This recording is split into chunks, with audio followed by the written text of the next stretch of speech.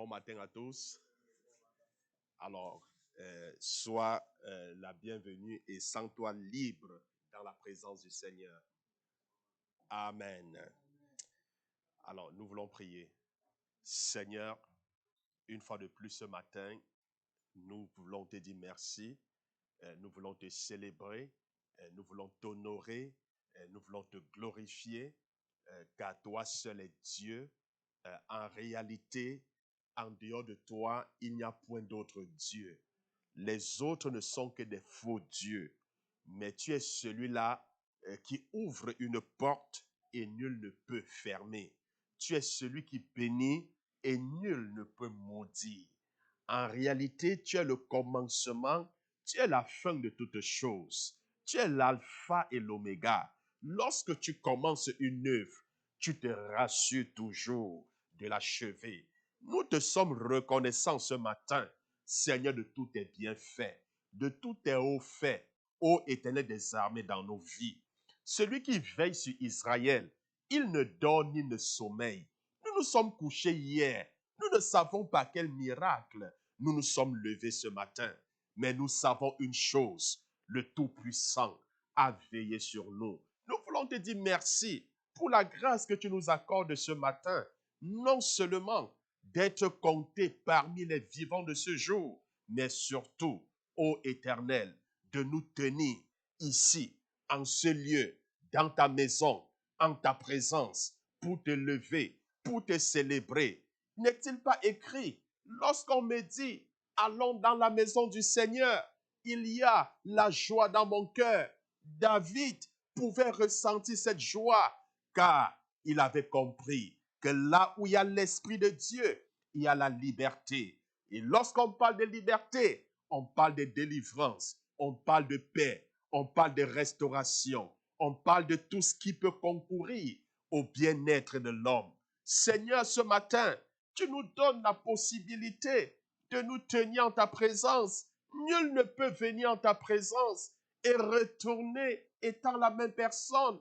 N'as-tu pas dit dans ta parole, venez à moi, vous tous qui êtes chargés, vous tous qui êtes fatigués, je vous donnerai du repos. Ce matin, ô tendre Père, nous venons à toi parce que nous sommes chargés, nous sommes accablés, nous sommes fatigués, nous sommes débordés, nous sommes attristés à cause de nos péchés, à cause de nos maladies, à cause du stress, à cause des problèmes qui nous environnent.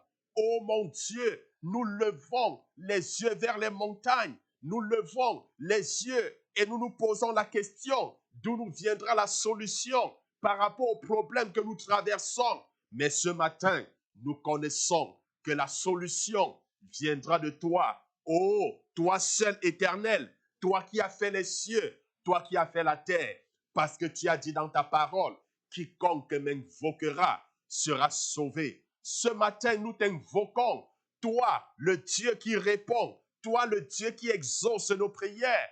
Oh mon Dieu, nous t'invoquons ce matin afin que tu puisses prendre pitié, afin que tu puisses répondre favorablement, Seigneur, à nos requêtes. N'as-tu pas dit dans ta parole que là où deux, là où plusieurs sont rassemblés en ton nom, tu es parmi eux et que tout ce qu'ils demanderont en ton nom, il leur sera accordé. Ce matin, Seigneur, nous sommes rassemblés ici, pas au nom d'une personne, mais nous sommes rassemblés ici au nom de Jésus-Christ de Nazareth, mort, ressuscité, assis à la droite de Dieu le Père. Nous sommes rassemblés en ton nom.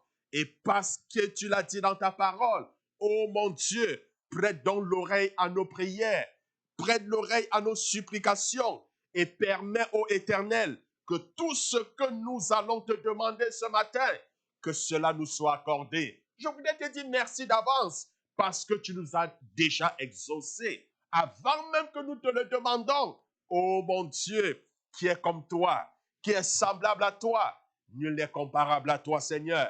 N'est-il pas dit, la main de l'Éternel n'est pas courte pour sauver, ni son oreille trop dure pour entendre? N'est-il pas écrit, ce sont nos péchés qui nous cachent de ta face, ce sont nos péchés qui t'empêchent d'agir. Ce matin, Seigneur, nous venons à toi et nous plaidons. Nous venons, Seigneur, en tant qu'Église, Nous venons, Seigneur, avec nos cœurs remplis de haine, de culpabilité, de péché. Nous voulons te demander, ô Éternel des armées, de nous pardonner, car tous sont péchés, sont privés de ta gloire. Oui, Seigneur, nous reconnaissons avoir péché en pensée, en parole, par action, même par omission. Nous implorons ton pardon. Nous te demandons de nous laver par le sang précieux de l'agneau, le sang de Jésus qui a coulé sur la croix, car sans effusion de sang, il n'y a pas de rémission de péché. Oui, Seigneur, que ton sang, ce matin, nous lave, nous purifie de tous nos péchés, de toutes nos impuretés, afin que nous soyons blancs à tes yeux comme de la neige, afin que nous soyons irrépréhensibles et sans reproche au-devant de toi.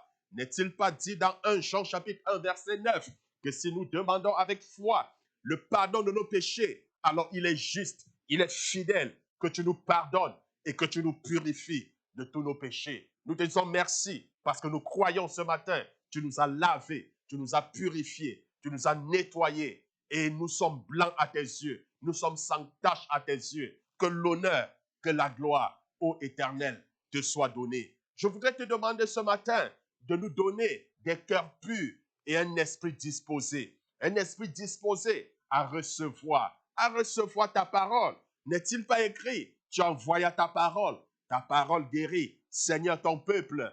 Oh mon Dieu, n'est-il pas dit, le Saint-Esprit est le meilleur enseignant. Je voudrais te demander ce matin que le Saint-Esprit puisse ouvrir nos entendements, que le Saint-Esprit puisse nous parler de manière à ce que nous puissions comprendre. Oh mon Dieu, et accorde-nous par-dessus tout la grâce de pouvoir mettre en pratique la parole que nous allons écouter. Car comme il est dit dans Jacques, ne vous bornez pas seulement à écouter la parole du Seigneur, mais mettez-la en pratique. Merci Seigneur, parce que tu vas nous accorder la grâce de mettre en pratique ce matin la parole que nous allons écouter. Oui Seigneur, ce matin, nous voulons nous tenir sur l'autorité de ta parole pour déclarer que tout esprit en ce lieu qui pourrait se lever contre la connaissance de ta parole soit tout simplement mis hors d'état de nuit. Oui, Seigneur, nous proclamons que seul Jésus soit glorifié au milieu de nous. Nous déclarons, Seigneur, que tu viennes et que tu règnes en maître absolu au milieu de nous. Nous voulons te demander, Seigneur, comme tu nous as demandé dans Matthieu 6, le verset 9, quand tu nous as appris à prier, que ton règne vienne, que ta volonté soit faite sur la terre, comme il a été arrêté au ciel. Nous voulons te demander ce matin d'accomplir ta volonté parmi nous, ici, comme nous sommes rassemblés. Accomplis ta volonté dans nos familles, comme tu l'as arrêté dans ton agenda au ciel. Merci Seigneur, parce que tu prends le contrôle, parce que tu prends l'honneur. Seigneur, sois glorifié, sois exalté. C'est au nom de Jésus-Christ de Nazareth que nous avons prié. Est-ce que je peux entendre Amen? Alors, bien aimé, ce matin, je voudrais vous parler du service des uns, du ministère, le ministère des uns envers les autres. Est-ce que quelqu'un peut dire le ministère des uns envers les autres? Oui, le ministère des uns envers les autres. Bref, je vous parle du service. Amen. Le service. Alors, le ministère des uns envers les autres, qu'est-ce que cela signifie? C'est encore ça le service, hein? Donc quand je parle du service à l'église ou alors le ministère des uns envers les autres, qu'est-ce que ça signifie? C'est l'acte, en fait, c'est l'acte de servir les uns et les autres et de se soutenir. C'est l'acte de faire quoi? Se servir les uns, les autres et de se soutenir. En tant qu'Église, nous devons nous servir les uns les autres.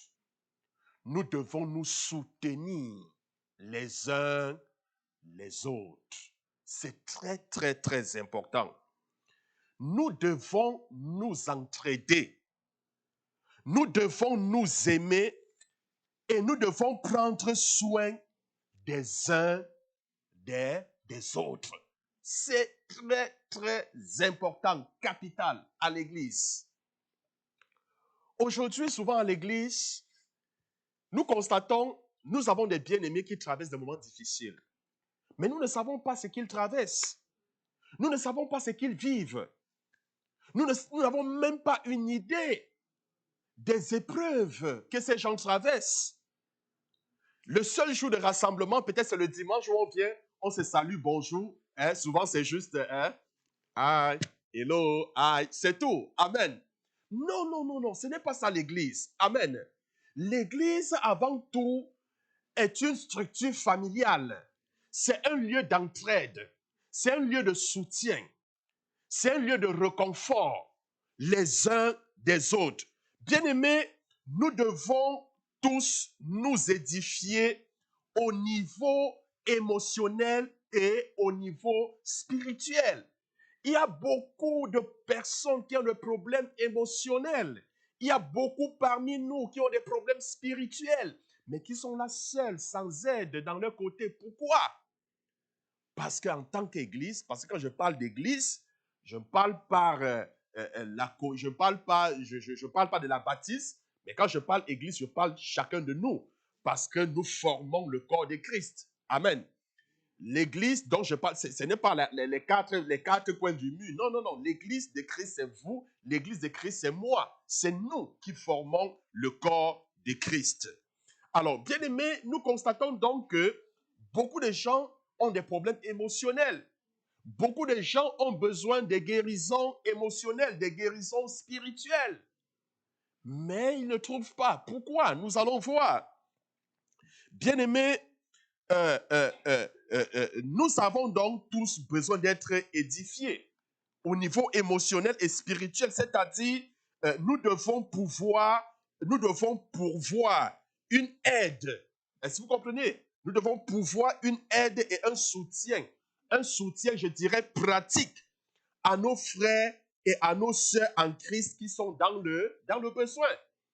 Alors, quel est le soutien pratique que toi, tu apportes à ton frère, à ta sœur en Christ, qui a peut-être un besoin émotionnel, un besoin spirituel? Quel est le soutien pratique que tu lui apportes? Je voudrais être très pratique ce matin. Amen. Et ce matin, quel est le genre de soutien pratique que tu peux apporter à quelqu'un qui est dans des problèmes émotionnels? Nous allons voir. Amen. De manière pratique, qu'est-ce que tu peux apporter qui puisse réconforter, qui puisse aider la personne? Donc, bien aimé, comprenons tout simplement que une telle action de notre part exige en fait que nous établissions des systèmes de soutien biblique. Parce qu'à l'Église, en fait, il doit y avoir des systèmes de soutien biblique. Est-ce que quelqu'un peut parler? Est-ce que quelqu'un peut dire système de soutien biblique? Oui, il doit y avoir des systèmes de soutien biblique à l'Église. En fait, il y a trois systèmes fondamentaux peuvent satisfaire à nos besoins personnels les plus importants. Et c'est la raison pour laquelle, en tant que leader, en tant que pasteur, nous encourageons les chrétiens, les bien-aimés, à se soutenir les uns les autres. C'est très, très important. Alors, bien-aimés, voici donc les trois systèmes importants qui doivent être établis à l'Église. Et ce système vise, n'est-ce pas, à soutenir ceux qui sont dans le besoin. Le premier système, ce sont les systèmes de soutien émotionnel. Ça, c'est le premier. Des systèmes de soutien émotionnel. Le deuxième, ce sont les systèmes de soutien financier. Et le troisième, ce sont les systèmes de soutien spirituel. Ce matin, on n'aura pas le temps d'étudier tous ces trois systèmes. Donc, je pense que ce matin, nous allons pouvoir tout simplement étudier les systèmes de soutien émotionnel. Et par la suite, si on a encore un peu du temps, on pourra aborder les soutiens de systèmes spirituels. Sinon, dans les prochains enseignements, on va étudier tous ces systèmes. Alors, ces systèmes, c'est la manière, en fait, c'est la manière employée par Christ. Est-ce que vous comprenez?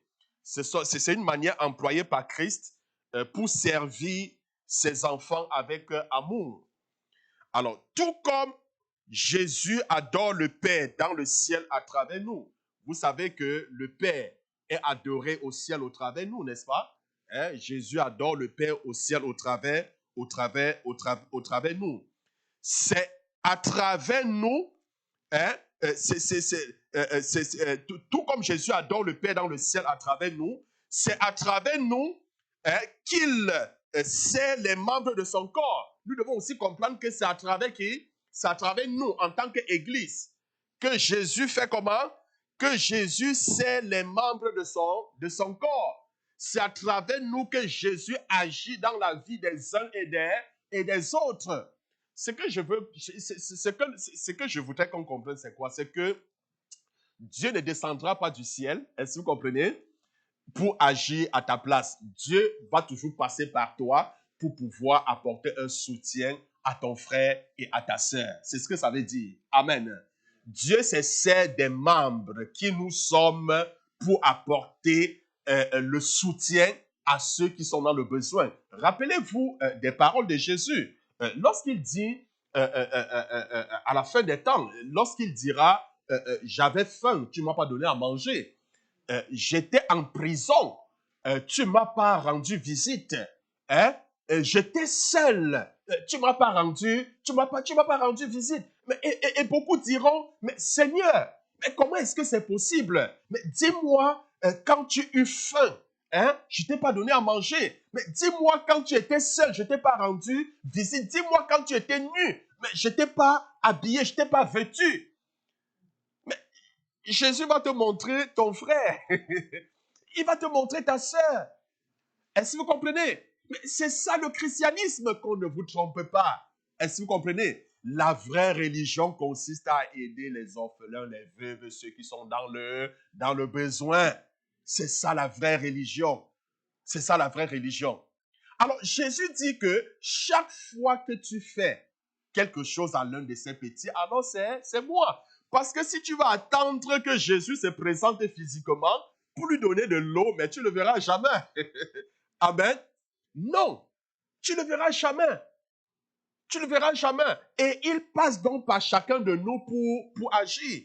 Alors, une fois, ça c'est une plainte de la part de l'Éternel. Il dit, il s'adresse au peuple d'Israël. Il dit, mais comment pouvez-vous prétendre que vous m'aimez? Moi, l'Éternel, que vous ne voyez pas. Vous ne me voyez pas, moi, l'Éternel. Mais comment vous pouvez prétendre m'aimer alors que ton frère que tu vois, ta sœur que tu vois, tu ne parviens pas à l'aimer? Mais non, ce n'est pas moi que tu aimes. Est-ce que vous comprenez? En fait, aimer Dieu, c'est aimer autrui. Aimer Dieu, c'est aimer son semblable. Est-ce que vous comprenez?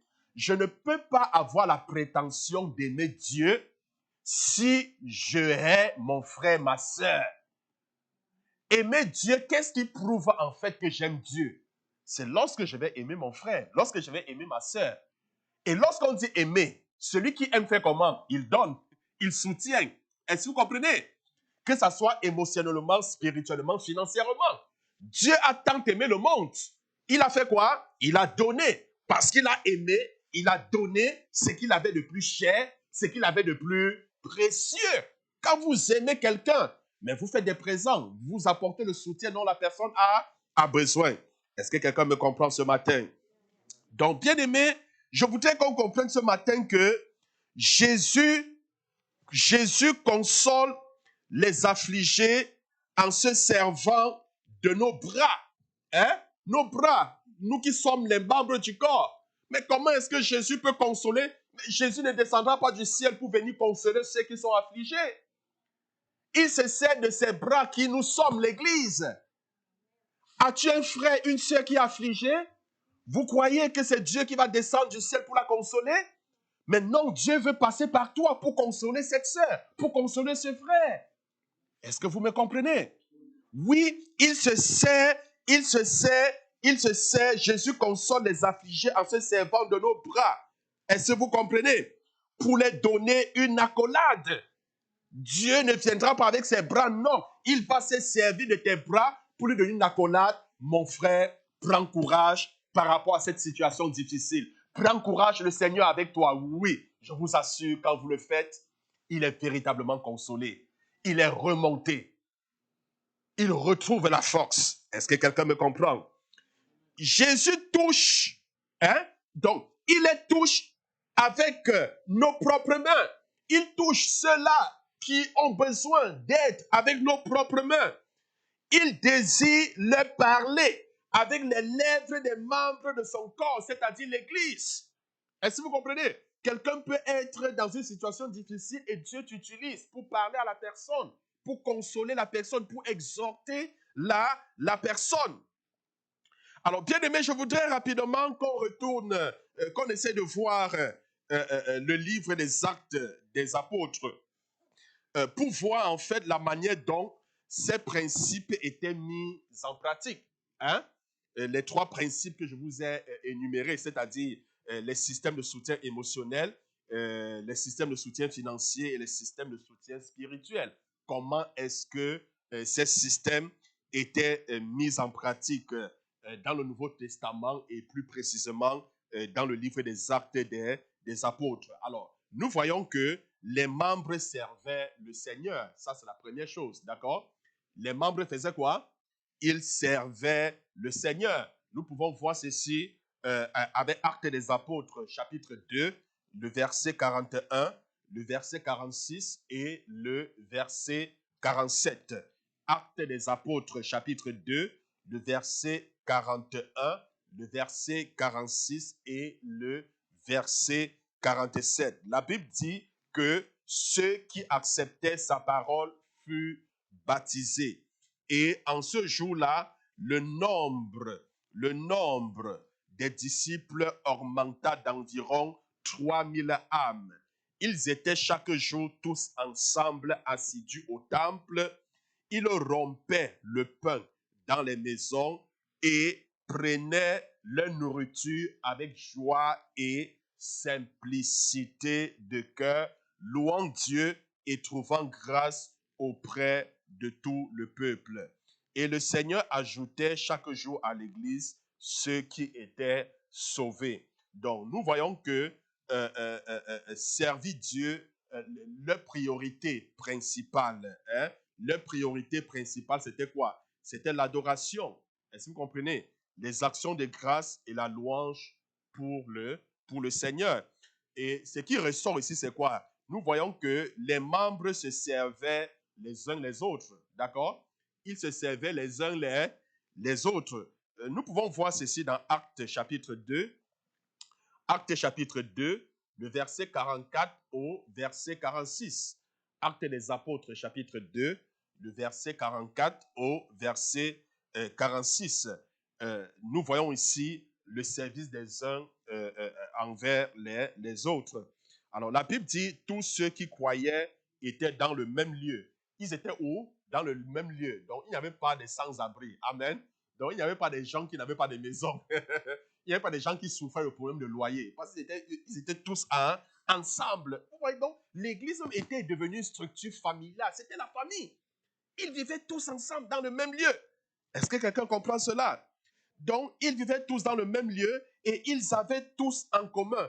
Ils avaient tous en commun. Donc, quelqu'un ne pouvait pas dire, ça c'est mon chat, ça c'est mon divan. Amen. Non, non, non, non. Non, si tu avais ton chat était le chat de tout le monde. Amen.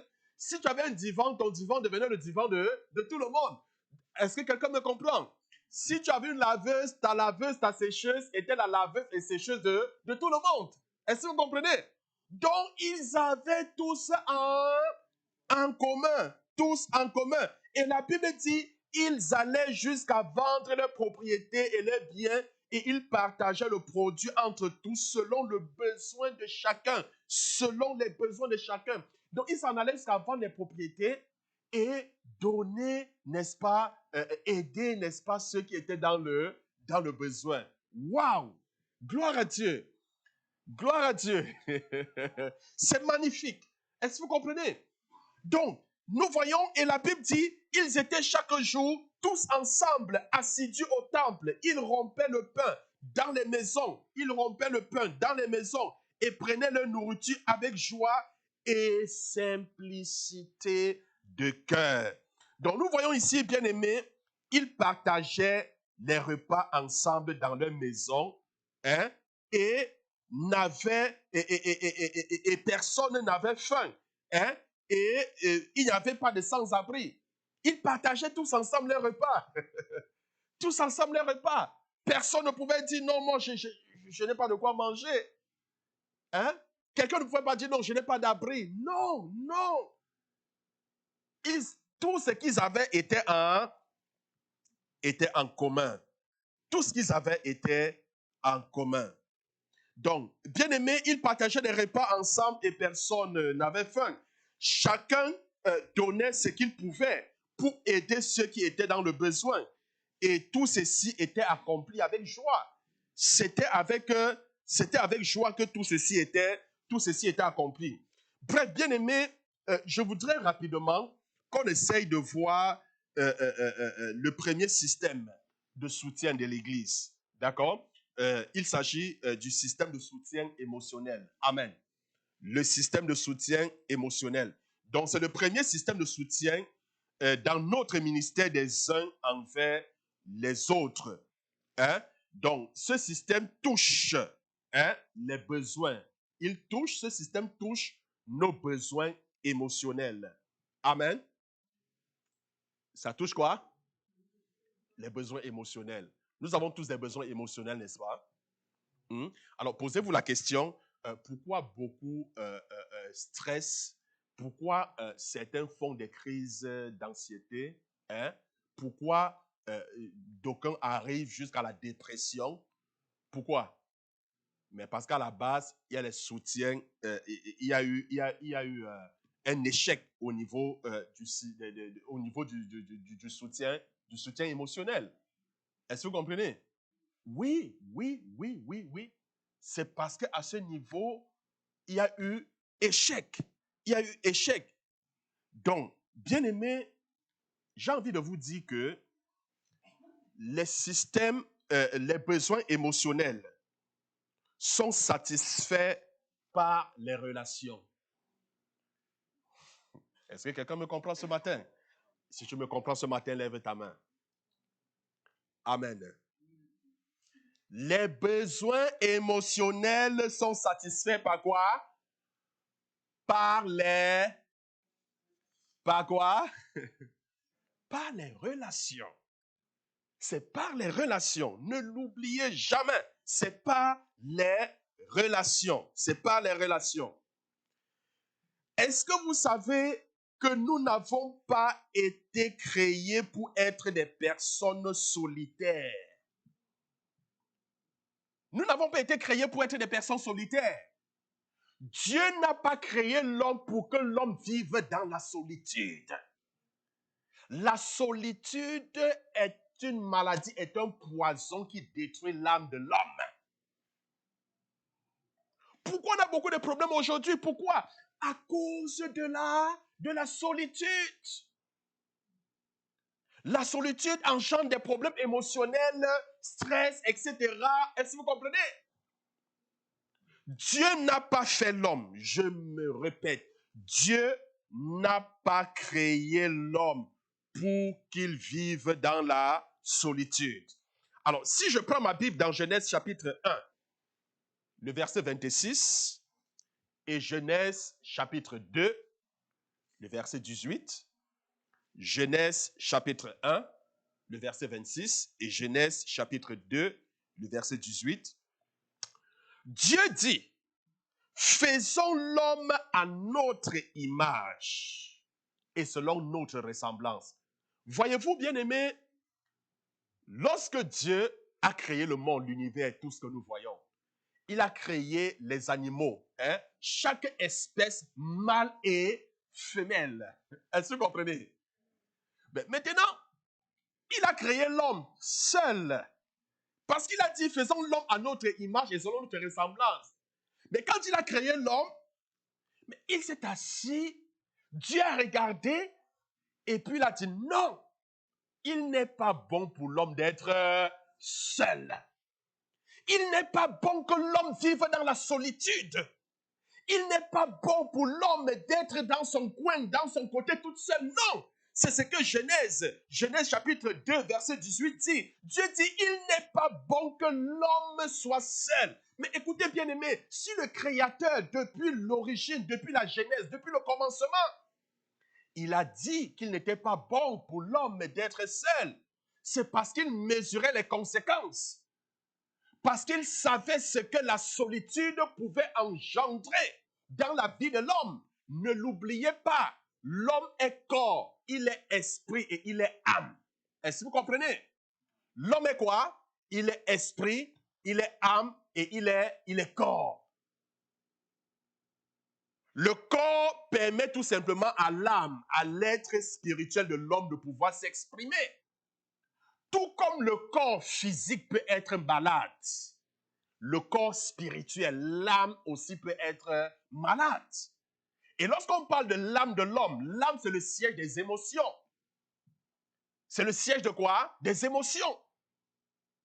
Si vos émotions sont perturbées, si vos émotions sont atteintes, l'âme va souffrir. Et si l'âme souffre, alors physiquement, le corps sera atteint.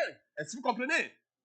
Parce que les maladies spirituelles ont une conséquence sur le physique. Alors, si Dieu, au commencement, a dit qu'il n'était pas bon pour l'homme d'être seul, c'est parce qu'il savait ce qui pouvait arriver. Est-ce que tu peux dire à quelqu'un, il n'est pas bon pour l'homme d'être seul? Amen. Alors, bien aimé, en nous conformant à l'image de Dieu, nous découvrons certaines relations. Nous avons été créés pour communier avec Dieu et les uns avec les autres. Nous devons nous aimer les uns les autres. Nous avons été créés pour faire quoi? Pour communier avec Dieu. Est-ce que vous comprenez? Et pour communier les uns avec les autres. Nous avons été créés pour communier non seulement avec Dieu, mais pour communier les uns avec les autres. C'est très, très important. Sans cette relation fondamentale, nous sommes incomplets. L'homme qui ne communie pas avec Dieu, l'homme qui ne communie pas avec les autres hommes, il est comment? Incomplet. Il est incomplet. Pour être complet, tu as besoin des relations, tu as besoin de communier avec les autres. Si tu es toujours fermé, tu restes chez toi dans la solitude, non, tu es incomplet, il y a quelque chose en toi. Tu vas te sentir incomplet, tu vas sentir quelque chose qui ne marche pas. Tu vas sentir un besoin. Tu vas sentir un vide. Quelque chose qu'il faut combler. Ce n'est pas toi, c'est ta nature, c'est comme ça que Dieu a fait. Dieu ne t'a pas fait pour être solitaire. Est-ce que quelqu'un me comprend ce matin? Donc, bien aimé, sans cette relation fondamentale, comme je disais, nous sommes incomplets. Ceci n'est pas bon. Nous avons beaucoup besoin des uns des autres. Et je vous dirais, c'est le plan de Dieu. Amen. On a besoin des uns des autres. Aussi simple que cela. Autant vous avez besoin de moi, moi aussi j'ai besoin de vous. Amen. On a besoin des uns des autres. On ne peut jamais se suffire dans la vie. Ce n'est pas possible. Ce n'est pas possible. Gloire à Dieu. Alors, lors de l'étude avec le pasteur François, sur l'expérience avec Dieu, il a parlé de la koinonia. Vous vous souvenez du mot koinonia? Amen. Mais la koinonia, en fait, c'est le mot grec pour communion fraternelle. Koinonia, c'est quoi? Le mot grec pour communion fraternelle. Communion fraternelle. Alors, Donc, ce mot signifie quoi? Ce mot signifie deux choses. La première chose, c'est-à-dire, j'entends par communion fraternelle, d'accord? Partager la vie ensemble. Ça, c'est la première chose. Partager quoi? La vie ensemble. La deuxième chose, avoir un intérêt commun. Koinonia, en grec, signifie communion fraternelle. Qui veut dire quoi? Un, partager la vie ensemble. Et deux, avoir un intérêt commun. Alors, c'est quelle vie que nous partageons ensemble? Amen. La vie que nous partageons est la vie de Christ en nous. Amen. C'est la vie de Christ en nous que nous partageons. C'est quoi le point d'intérêt? Notre point d'intérêt, c'est Jésus. C'est Jésus. Mais il a fait de nous une famille. Est-ce que vous comprenez? Mais quand vous dites que vous êtes né de nouveau, hein? Quand vous êtes né de nouveau, ça veut dire vous êtes né. Hein? Ça veut dire Dieu vous a sorti du monde vers la lumière, vers son royaume. Ça veut dire vous appartenez à la famille de Dieu. La famille de Dieu. Nous sommes tous des frères. Nous sommes tous des sœurs. Vous savez ce qui nous lie? Hein? Jésus, son sang. Hein? Son sang. Et je peux vous dire la vérité, le sang de Jésus est plus fort que le sang qui te lie avec ton frère et ta sœur biologique. Est-ce que vous comprenez? Oui, je vous dis la vérité, le sang de Christ est plus fort que le sang biologique qui te lie avec ta sœur. La preuve en est, si ta sœur biologique, ton frère biologique, s'il n'est pas en Christ, mais cette famille que vous avez ici sur terre s'arrête ici. Amen. Est-ce que vous comprenez? Mais ta sœur, ton frère en Christ, vous le serez pour l'éternité. Est-ce que vous comprenez? Vous le serez pour l'éternité. Donc, je voudrais qu'on comprenne cette notion de famille. L'Église en tant que famille, nous sommes une famille. Nous sommes une famille. Nous sommes une famille. Nous sommes des frères, nous sommes des sœurs. Nous sommes des sœurs. Et une famille, qu'est-ce que ça fait? Ça s'entraide. Une famille s'entraide. Quand tu as un problème, qu'est-ce que tu fais? Tu t'en vas chez ton frère, n'est-ce pas? Chez ta sœur. Tu dis, je n'en peux plus.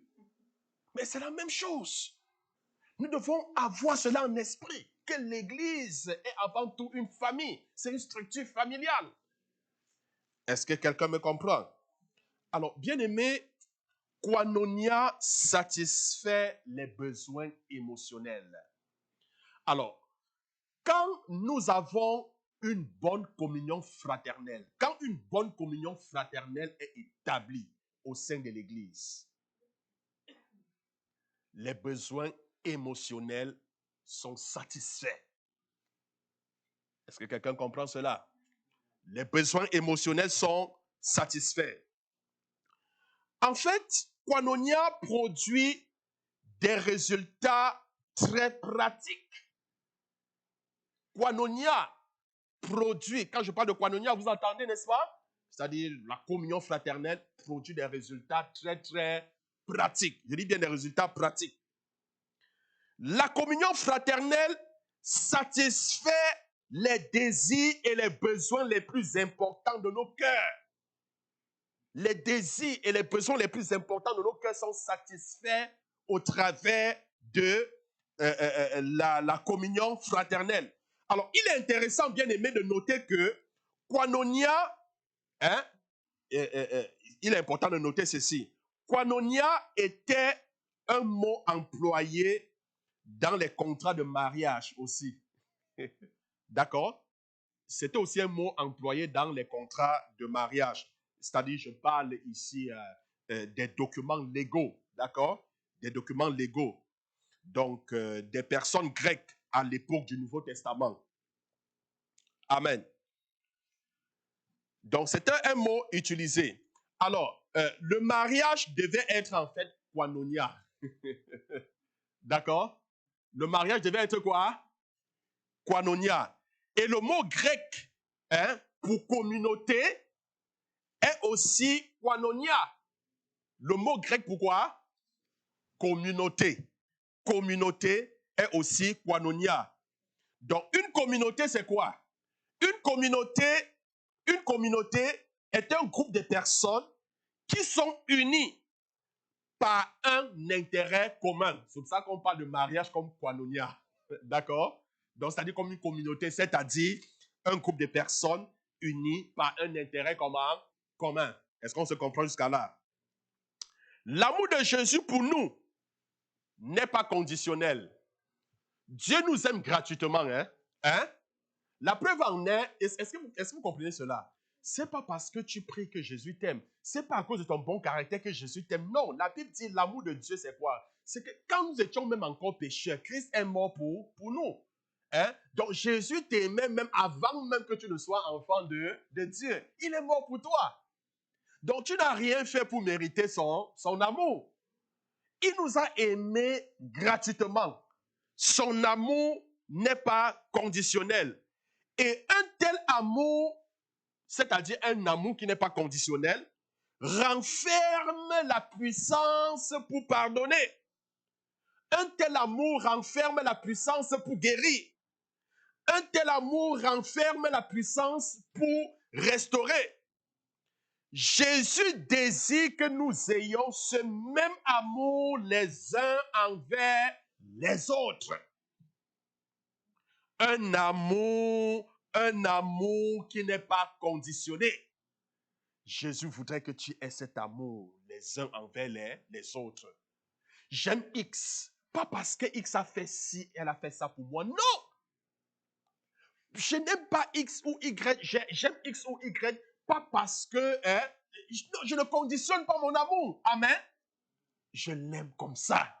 Je l'aime parce que nous sommes de la même famille. La grande famille en Christ. Amen. Parce que c'est mon frère en Christ, c'est ma soeur en Christ. Amen. Nous avons été rachetés par le même sang.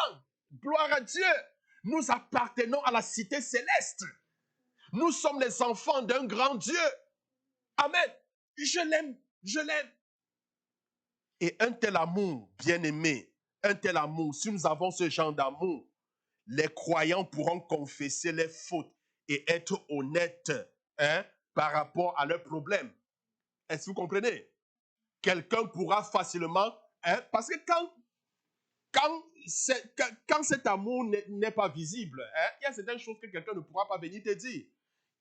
La personne ne pourra pas venir se confier chez toi. Amen. Mais quand cet amour n'est pas conditionné, vous allez voir, beaucoup de choses vont se produire au milieu de nous. Amen. Bien-aimés, dans la vraie communauté, c'est-à-dire koinonia, dans la vraie communauté, c'est-à-dire koinonia, donc dans la vraie communauté des chrétiens, nous devrions trouver des gens qui viennent chercher un refuge. Dans la vraie communauté des chrétiens, on retrouve quoi? Les gens qui viennent chercher quoi? Du refuge. Comprenez que l'Église, il y a des gens que vous voyez, c'est parce qu'ils veulent un refuge. Est-ce que vous comprenez? Oui.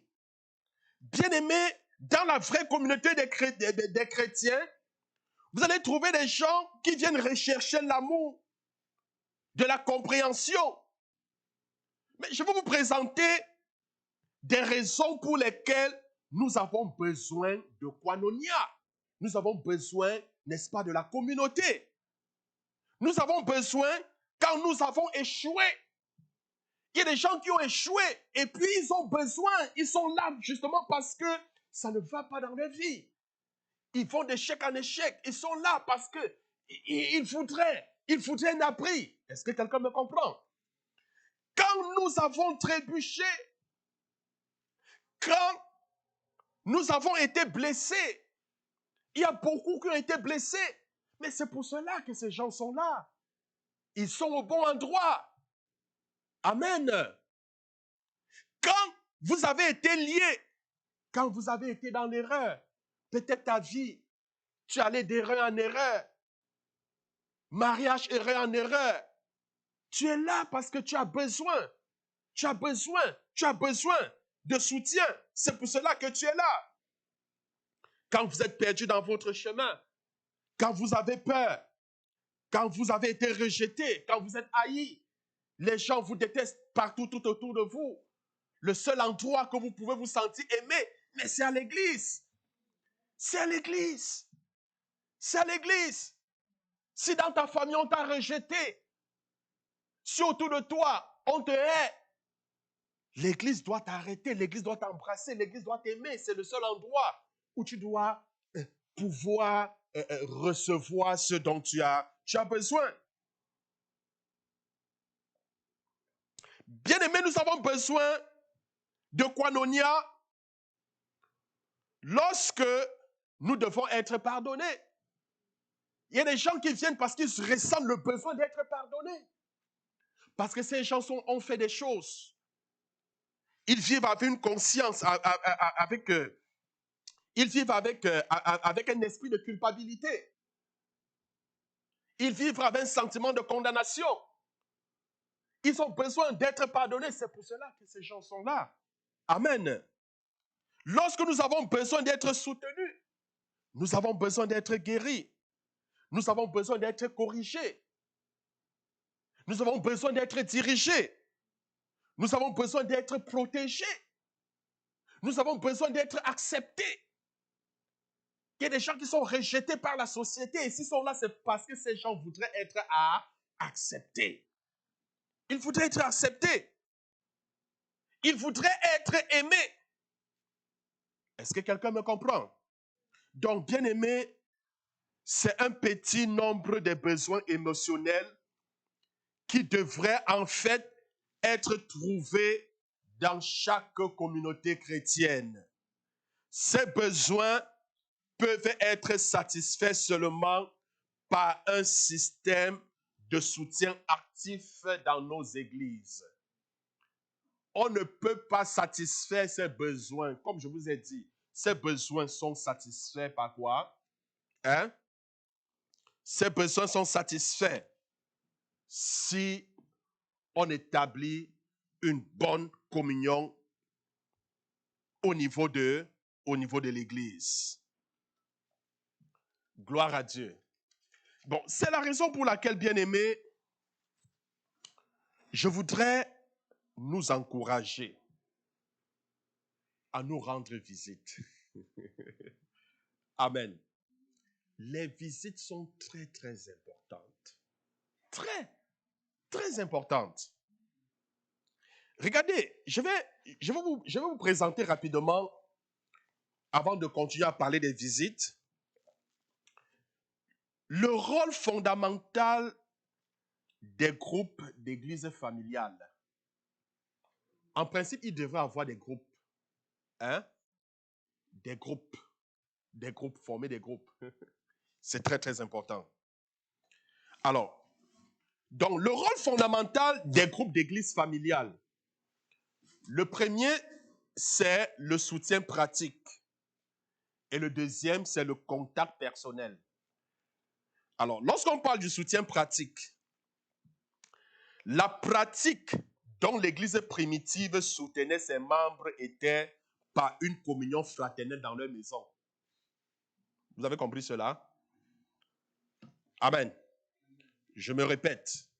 La manière pratique, je dis bien la manière pratique, dont l'église primitive soutenait ses membres était par une communion fraternelle dans les maisons. Comment est-ce que l'église faisait pour soutenir les bien-aimés émotionnellement? C'était pas des communions fraternelles dans les maisons. C'est-à-dire, ils établissaient même des cellules de prière dans les maisons.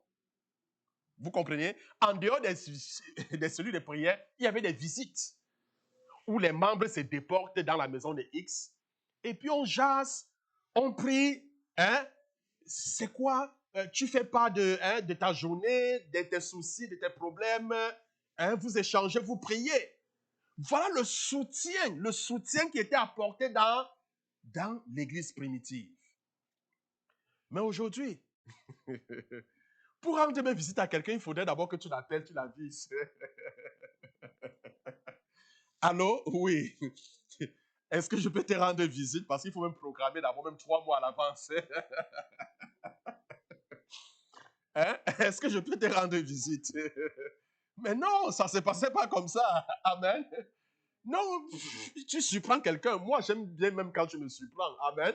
Ben moi, écoutez, tu n'as pas besoin de m'appeler pour me rendre visite. Amen. Je serais très content d'avoir une visite imprévue, inopinée. Amen. Une surprise. Tu arrives. Mais écoutez, c'est très important. Il n'y a rien qui guérit les émotions que ça. Est-ce que vous comprenez? Tu ne vois pas ta sœur le dimanche à l'église. Non, non, non, tu n'appelles pas, tu ne te déranges pas. Ce n'est pas normal. Amen. La norme voudrait que, après l'église, prends ton téléphone. Oh, ma sœur. Mais écoute, je ne t'ai pas vu à l'église. C'est quoi? Est-ce que tu as un problème? Elle va se sentir en famille. Juste le fait de passer ce coup de fil, vous ne savez pas ce que vous avez fait. Amen. Elle va se sentir aimée. Si elle avait un problème, écoutez, si elle avait un problème émotionnel, vous avez déjà résolu le problème à 80%. Juste en passant ce coup de fil.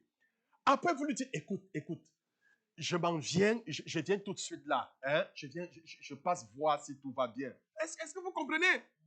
Tu arrives, comme on dit, ça, c'est la cerise sur le gâteau. Amen. Amen. Ça, c'est le comble. Vous savez pas ce que vous avez fait. Elle sera heureuse de savoir qu'elle appartient à une famille, qu'on se soucie d'elle et qu'on prend ses problèmes comme nos propres problèmes. Elle va te dire, non, je n'étais pas là. Parce que tu vois, j'ai eu une mauvaise nouvelle, ceci, cela, ça m'a stressé. Tu lui dis, non, le Seigneur prend le contrôle. Jésus a dit, ne vous inquiétez de rien. Hein? Il faudra que le Seigneur te soutienne. Sois fort, ce sont des épreuves. Écoutez, elle se remet à l'instant. Est-ce que vous comprenez? Est-ce que vous comprenez? Le stress s'en va. Mais quand Jésus dit, ne vous inquiétez de rien, hein? Vous savez ce que les inquiétudes produisent, c'est que ça crée? Hein? Mais quand l'inquiétude produit le stress. Hein? Et quand vous stressez, le corps produit une hormone, hein? La cortisone, le corps produit. Et quand le corps produit, hein? Vous pouvez développer des maladies à la longue. Quelqu'un, par exemple, qui est constamment stressé, finit par développer un diabète. Est-ce que vous comprenez? Oui, parce que la cortisone augmente le taux de glucose dans le sang. Donc, quelqu'un qui est constamment stressé finit par développer quoi? Le diabète. Et même les problèmes gastriques. Est-ce que vous comprenez? Tu es toujours seul, tu stresses. Finalement, tu as des problèmes gastriques. Finalement, tu te ramasses avec l'hypertension artérielle. Finalement, tu te ramasses avec le diabète, AVC, etc. Est-ce que vous comprenez? Mais il faut juste des petites visites pour régler le problème et éviter toutes ces choses-là. Amen. Je peux comprendre pourquoi Jésus pouvait dire, ne vous souciez pas, ne vous inquiétez de rien. Amen. Et tu as besoin de quelqu'un qui viendra te dire, non, écoute, rappelle-toi ce que notre maître nous a dit. Notre Seigneur, il nous a dit de ne pas nous inquiéter. Ne t'inquiète pas, ma soeur. Ne t'inquiète pas, mon frère. Sois fort. Le Seigneur est avec toi. Gloire à Dieu. Il n'y a rien de plus beau. Il n'y a rien, hein? Est-ce que vous comprenez? Qui puisse guérir. Hein? Tu vas aller prendre, je ne sais pas trop, les relaxants. Tu vas aller prendre les antidépresseurs. Jusqu'à là, ça ne doit pas marcher. Amen. Tu finiras par être dépendant. Mais la bonne guérison, amen, développons cela. C'est très, très important. Est-ce que quelqu'un me comprend ce matin? Donc, bien aimé, la manière pratique dont l'Église primitive soutenait ses membres était par une communion fraternelle dans leur maison. Si je vous parle de l'Église de Jérusalem, cette église commença au jour de la Pentecôte. D'accord? L'église de Jérusalem a commencé le jour de la Pentecôte avec 3000 membres. 3000 membres, hommes, sans compter les femmes et les enfants. Vous imaginez? 3000 membres. Cette église grandit rapidement. C'est une église qui a rapidement grandi. Puisqu'un grand nombre d'hommes et de femmes s'ajoutaient, parce que la Bible dit tous les jours Dieu ajoutait des nouveaux membres, d'accord? Donc puisqu'un grand nombre d'hommes et de femmes s'ajoutaient chaque jour, alors certains croient qu'après quelques années, ils étaient plus de 30 ou 40 000 membres. Ça sont les estimations de certaines personnes, d'accord? Qu'au fil de quelques années, l'Église s'est retrouvée à 30 000, entre 30 et 40 000 membres. Alors, je vous pose la question, d'accord? Alors, comment un groupe de ce nombre pouvait-il s'assembler? Hein? Comment un groupe de ce nombre, 30 000, 40 000 membres, comment est-ce qu'ils pouvaient s'assembler? Hein? Un petit groupe. Comment ils pouvaient s'assembler? Mais Jésus leur avait dit que la ville et le temple seraient détruits, n'est-ce pas? C'est ce que Jésus leur avait dit. Alors, il n'y a aucun indice suggérant qu'ils ont essayé de trouver ou de construire une grande salle d'assemblée. Sauf si vous me montrez. Je n'ai aucun indice dans ma Bible qui montre qu'ils avaient construit une grande chapelle, une grande cathédrale. Non, non, non, non, je n'ai aucun indice. Je n'ai pas vu ça dans ma Bible, sauf si vous me montrez. Amen. Non, il n'est pas de grande cathédrale, non. Plutôt, ils ont encouragé les membres à se rencontrer dans les maisons. Ils encourageaient les membres à faire quoi? À se rencontrer dans les maisons. Ensuite, ils ont ordonné des anciens pour qu'ils soient en charge de cette nouvelle congrégation. Ça veut dire quoi? Ça veut dire que dans 40 000, supposons que 40 000, l'église de, supposons Montmagny, 40 000, où est-ce qu'on va les abriter? Hein? On prend par exemple chez Maman Thérèse, on rassemble peut-être 10 personnes. On part chez Maman Lucie, 10 personnes. Chez Emmanuel, 10 personnes. Chez Christian, 10 personnes. Est-ce que vous comprenez? Chez Papa Simon, 10 personnes. Maintenant, à la tête, on met chaque ancien à la tête de chaque cellule des maisons. Et puis les anciens, maintenant, viennent rendre compte aux apôtres de tout ce qui se passe. Est-ce que quelqu'un comprend cela? Donc les apôtres pouvaient donc demeurer en contact avec tous les gens en consultant les anciens qu'ils avaient établis sur chaque groupe familial. Alors, c'est à un de ces groupes que Pierre et Jean donnaient un compte rendu de leur rencontre avec le Sanhédrin juif après avoir guéri le paralytique à la porte des Belles. Je ne sais pas si vous vous souvenez de l'histoire. Les maisons étaient en fait des lieux naturels et disponibles pour les réunions et pour l'accomplissement, n'est-ce pas, de l'œuvre de Dieu. Est-ce que vous comprenez? Alors, écoutez donc bien. Les grandes cathédrales, je dis bien les grandes cathédrales et le clergé formel étaient inconnus. Est-ce que vous comprenez? Jusqu'à l'époque de Constantin. C'est-à-dire, quand vous voyez la naissance de l'Église, le jour de la Pentecôte, l'Église de Jérusalem, il n'y avait pas de grande cathédrale, hein? Vous comprenez? Même le clergé formel, comme nous voyons là, hein? Ça n'existait pas. Il n'y avait pas. Jusqu'à l'époque de Constantin, un empereur romain qui s'est converti, je pense, au IVe siècle. C'est à partir de lui qu'on a commencé à bâtir les cathédrales, clergé formel. Est-ce que vous comprenez? Donc, les cathédrales et le clergé ont fait leur apparition. Je dis bien, les cathédrales et le clergé ont fait leur apparition quand l'Église a commencé à rétrograder. C'est quand l'Église a commencé à rétrograder qu'on a commencé à bâtir les grandes cathédrales que vous voyez.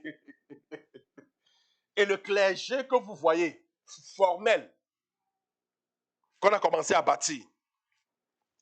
Ces choses sont devenues, quand je parle de ces choses, c'est-à-dire les cathédrales, les clergés formels, ces choses sont devenues un substitut pour la présence et la puissance de l'Esprit.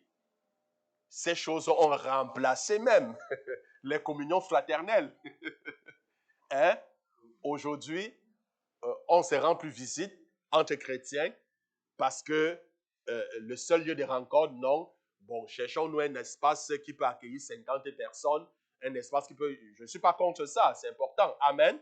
Mais il ne faudrait pas que ça vienne remplacer les communions, hein, les groupes, les structures hein, familiales. Ça ne doit pas remplacer. Aujourd'hui, hein, non, tu dis, ben non, on va se rencontrer à l'église. Hein? Ben oui, on va se rencontrer à l'église. Donc, les visites ne se font plus. Pourquoi? Parce que non, je vais voir tel à l'église. Si tu as quelque chose pour ta soeur, tu dis, bon, on va se voir à l'église et puis on va jaser. Mais tu n'as pas besoin de vous voir à l'église pour jaser. Mais va chez elle et puis vous jasez. Amen. Tu as un paquet pour ta soeur. Bon, on va se rencontrer à l'église et puis je vais te remettre ton paquet. Amen. Hein? Oui, donc ces choses, ces quatre-là sont devenus des lieux de substitut. Est-ce que vous comprenez? Des lieux de substitut. Gloire à Dieu. Donc, ces cathédrales ont remplacé les ministères des membres pour le Seigneur, les uns pour les autres et pour le monde entier. Amen. Donc, les substitutions de grands édifices et d'un clergé d'autant pour moi impressionnant, sont toujours associées à un déclin de la vie spirituelle. Est-ce que vous comprenez cela? Je dis ceci. La substitution de grands édifices et d'un clergé impressionnant sont toujours associées à un déclin de la vie spirituelle. Amen. En plus, bien-aimés, nous avons besoin du contact physique. Amen. C'est par là que je vais chuter. Hein? Pour vous laisser le temps de digérer. Hein? Il ne faut pas que je parle trop. Amen. Parce que si je vous dis beaucoup, c'est comme un enfant qui mange beaucoup. Hein? Donc, quand tu manges beaucoup, là, ce n'est pas bon. Donc, tu manges un peu le temps de digérer. D'accord? Donc, ne vous inquiétez pas, je chute.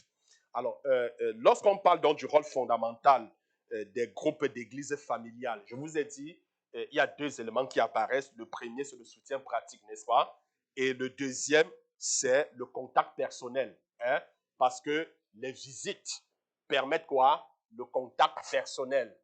Et je peux vous assurer, le contact personnel est très, très important.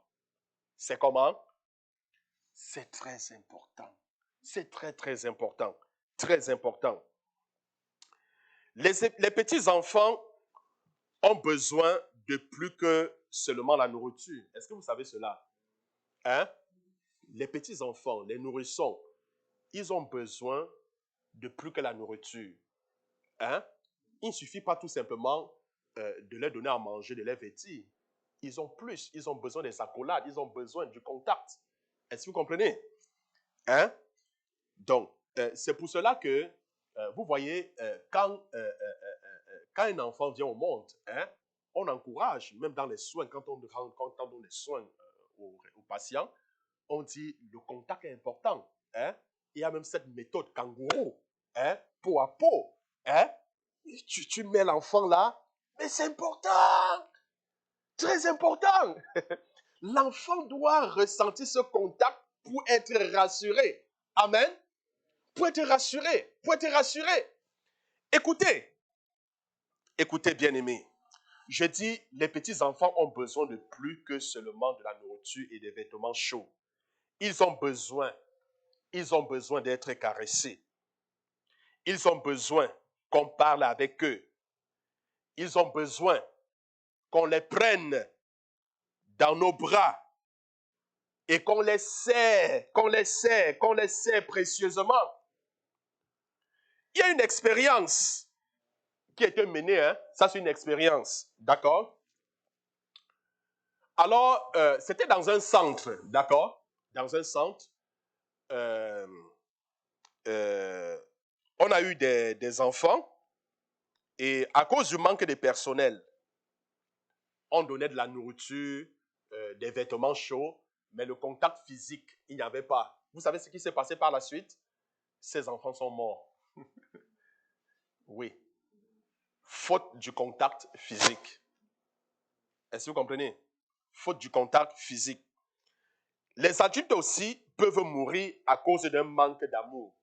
Même les adultes. Est-ce que vous comprenez? Ils peuvent mourir à cause d'un manque d'amour. La seule différence avec les tout petits, c'est que le procédé prend plus de temps. Pour certains, c'est une mort vivante. Amen. Donc, il y a des gens, pourquoi? Parce que quand je parle de mort vivante, il y a des gens, vous les voyez bien qu'ils sont en vie, ces gens sont morts. Ces personnes sont mortes. C'est-à-dire, ils sont abandonnés, rejetés, inutiles et dépourvus. Est-ce que vous comprenez? C'est très, très important. C'est très important. Le contact physique. Le contact physique, on encourage. Pourquoi? Parce que ça a été étudié, psychologiquement, ça a été étudié. L'enfant que vous ne serrez pas, ce n'est pas bon du tout pour l'enfant. Déjà, pour établir le premier contact avec l'enfant, vous le prenez à la naissance, vous le mettez contre vous. C'est important. Il se sent sécurisé, émotionnellement, même équilibré. L'enfant à qui même le contact n'est pas donné, il n'y a pas de contact, il a des troubles psychologiques plus tard. Vous comprenez? Il devient même dépressif plus tard. C'est un impact dans la vie de l'enfant. Même dans la vie, il y a des choses, il y a des décisions qu'il ne peut pas prendre parce qu'il a peur. Pourquoi? Parce qu'il ne s'est jamais senti en sécurité. Vous comprenez? De même, nous avons besoin du contact. Amen. Nous avons besoin de la chaleur de nos bien-aimés. Que tu vois ta soeur, tu le prends dans les bras. Ton frère, tu le prends dans les bras. Mon frère, ma soeur, tu t'apportes. Que le Seigneur te bénisse. Gloire à Dieu. Gloire à Dieu. Il se sent en confiance. Il se sent aimé. Amen. Et ceci est bien pour sa santé. Gloire à Dieu. Alors, bien-aimés, sur ce, je vais m'arrêter. Je vais parler plus loin que cela. Prochainement, on va voir le système. On va voir le système de soutien spirituel et le système de soutien financier. Que le Seigneur vous bénisse. Alors, comme Jacques, alors je vous donnerai ce conseil. Ne vous bornez pas seulement à écouter la parole de Dieu, mais mettez-la en pratique. Donc, si quelqu'un débarque chez toi, écoutez, on va dire que c'est dans nos mentalités, c'est dans nos mœurs. On met ça de côté. C'est dans nos cultures. Oh, non, on marche selon la Bible. Hein? On va dire que dans la culture québécoise, tu ne peux pas visiter quelqu'un sans l'appeler. Ben non, écoute, visite-moi, ne m'appelle pas. Moi, j'aime quand tu viens sans m'aviser. Amen. Moi, ça ne me pose pas de problème. Amen. Gloire à Dieu. Bon, si tu peux appeler, peut-être de peur de ne pas trouver la personne. Peut-être la personne est éloignée, tu peux arriver que la personne n'est pas à la maison, la personne est sortie. Bon, là, ça se comprend. Amen. Mais aviser dans le sens que, bon, voilà, c'est dans la culture, on ne se rend pas chez quelqu'un, mais non. Amen. Donc, apprenons à nous rendre visite. Va chez ta soeur, va chez ton frère. Priez ensemble, prends de ses nouvelles. Amen. Et puis, je vous assure, il n'y a rien de merveilleux. Que le Seigneur vous bénisse. Je voudrais vous souhaiter un bon début de semaine.